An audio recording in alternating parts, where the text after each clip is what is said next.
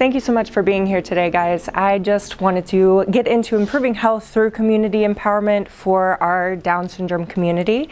And research shows that individuals with Down syndrome are less active and have reduced exercise capacity than the general population.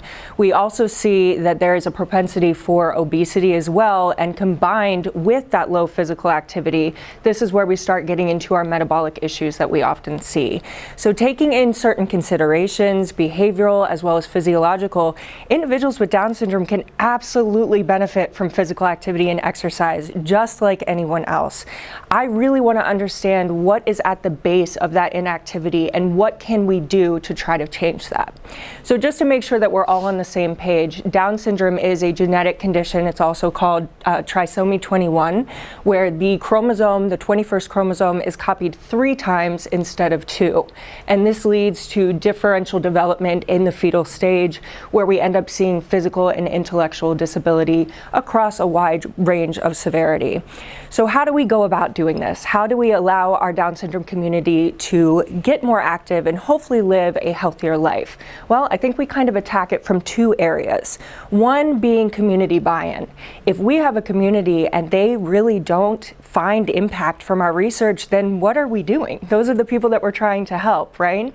So in order to do that, I've taken a participatory research standpoint, specifically in phase 1, where I will be giving qualitative interviews, one-on-one interviews, as well as focus groups to community members so that they are integrally involved in the research process. They're not just getting information, but they're actually helping us guide our research as we go through this process. And then that will lead to our phase 2, which is more quantitative. Of course, this can be changed by phase 1. That is participatory research. So as we move into phase 2, we really want to look at the underlying mechanisms within the skeletal muscle. Research right now doesn't show us too much. We know that there are weaker muscles with individuals with Down syndrome, as well as metabolic issues. But in terms of skeletal muscle metabolism, we still have a lot to learn. There is some research that says that mitochondrial dysfunction might be part of the problem, and that's really what I'm looking at. So we want to take a standard battery of tests and look at mitochondrial capacity, muscle endurance in our individuals with Down syndrome, and then also compare it to physical activity tracking for them that we will do. From there, we can see if there's any correlation to that physical activity and that mitochondrial function, and we can also compare it back to the general population. So why does this matter?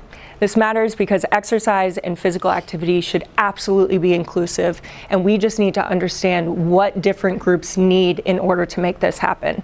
I hope my research does that. Thank you so much.